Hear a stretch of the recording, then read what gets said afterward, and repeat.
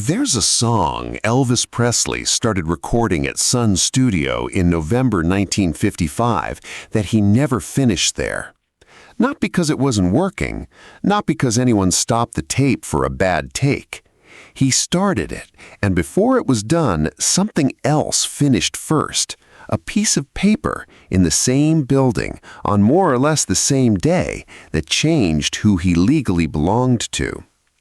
He'd picked the song back up a year and 3 months later, 3,000 miles away, in a completely different studio, in a completely different city, as a completely different kind of artist. He never got to finish it there. Quick version of how I source these: documented record, session logs, contracts, release dates, solid ground. Multiple accounts that agree, well supported. One person's memory alone I'll flag as that.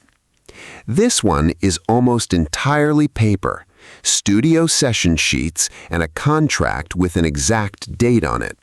I'll walk you through both. Solid ground. The song is called "When It Rains, It Really Pours." It wasn't Elvis's to begin with. It was written and originally recorded by a Sun Records artist named Billy the Kid Emerson, cut at the same studio in October 1954, released as a B-side in January 1955 that went nowhere. It's a blues number, simple structure, a repeated hook, the kind of song a young singer would run through almost for the fun of it, not expecting it to be a landmark. And in November 1955, more than a year after Emerson had recorded it, Elvis and his band, Scotty Moore on guitar, Bill Black on bass, a drummer named Johnny Bernero, went into Sun Studio and started cutting their own version. He never got to finish it there. Here's what else was happening in that building, in that exact stretch of days. Solid ground, with an exact date. Sam Phillips, who owned Sun Records, had a problem. He had signed an enormous roster of talent. Elvis, but also Johnny Cash, Carl Perkins, a young Jerry Lee Lewis waiting in the wings. And he did not have the money or the national distribution to promote all of them the way they deserved. Elvis, specifically, had outgrown what a small regional label could do for him. Colonel Tom Parker, who had recently become Elvis's advisor, had spent weeks negotiating with RCA Victor to buy the contract outright. On November 21st, 1955, the deal closed. $35,000 to Phillips, $5,000 more to cover back royalties owed to Elvis. At the time, it was the largest sum ever paid for a single performer in the history of recorded music. The signing happened at Sun. Elvis's parents were there. RCA representatives had traveled in for it. It was a public, photographed event, not a quiet paperwork exchange. Now, line up the dates.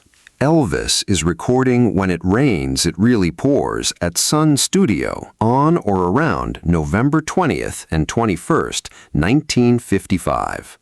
The contract that ends his time at Sun is signed on November 21st, 1955. Same building, same handful of days. The take was never finished. Solid ground, confirmed by the surviving Sun documentation. The recording stops incomplete, no usable master. Whatever they cut that day never became a record. He never got to finish it there. I want to slow down on why this isn't just a footnote. Think about what it would have felt like to be in that room. You're a 20-year-old singer in the middle of tracking a song, mid-thought, mid-take, still figuring out how you want to phrase a line. And somewhere else in the same building, on the same day, a piece of paper is being signed that makes you, legally, someone else's artist. Nobody sat him down and said, "Stop, this session doesn't count anymore." That's not how it happened. But by the time the ink was dry, An unfinished Elvis Presley recording cut at Sun technically belonged to the deal that had just changed hands, one more asset in the transfer, whether it was ever completed or not. He never got to finish it there. Here's where I want your read before mine. Comment Footnote if you think this is a minor coincidence of scheduling. Sessions get abandoned all the time for mundane reasons. A song not quite clicking, time running out, nothing more poetic than that. Comment Hinge if you think it's something else, that this specific unfinished song on this specific day, sitting right at the exact hour his whole career changed hands, is a small, accidental time capsule, a recording that captures, mid-sentence, the precise moment the Sun Records version of Elvis Presley stopped existing. Footnote or Hinge? I'll answer at the end. So, what happened to the song? For over a year, nothing. Elvis moves to RCA. 1956 becomes the biggest year of his career up to that point. Heartbreak Hotel, national television, the RCA debut album, a level of fame Sun Records could never have built for him. He is, by every measure, a different artist now. Different label, different studio, different machine behind him. Solid Ground, on February 24, 1957, at Radio Recorders Studio in Hollywood, California, a room that had nothing to do with Sun, nothing to do with Sam Phillips, nothing to do with Memphis at all. Elvis records When It Rains, It Really Pours, again, properly, start to finish, and this time it's a complete, usable take. He picked the exact same song back up more than a year later on the opposite coast as a completely different kind of performer and finished what the old version of himself had started. He never got to finish it there. And then, this is the last strange turn, it sits on a shelf. Solid Ground, the finished 1957 recording, is not released. Not that year, not the next. It stays unissued for 8 more years, until 1965, when it finally appears on an album called Elvis for Everyone. So the full timeline of one song started at Sun in November 1955, interrupted, possibly by the literal signing of the contract that ended Sun, finished in Hollywood 14 months later, and then kept out of the public's hands for 8 years after that. By the time anyone actually heard the completed version, it was 1965. Elvis was 30 years old, deep into the movie years, a completely different phase of his career again. The song had waited out nearly the entire first act of his fame before anyone got to hear it finished. He never got to finish it there. Footnote or Hinge? Here's where I land. I think it's genuinely both, and I don't think that's a cop-out. I think it's the actual shape of what happened. Practically, mundanely, sessions get cut short constantly. Studios run out of booked time, contracts get signed on inconvenient days. There is nothing supernatural about a take going unfinished during a business transition. But I also think you don't get to choose which ordinary moments turn out to matter.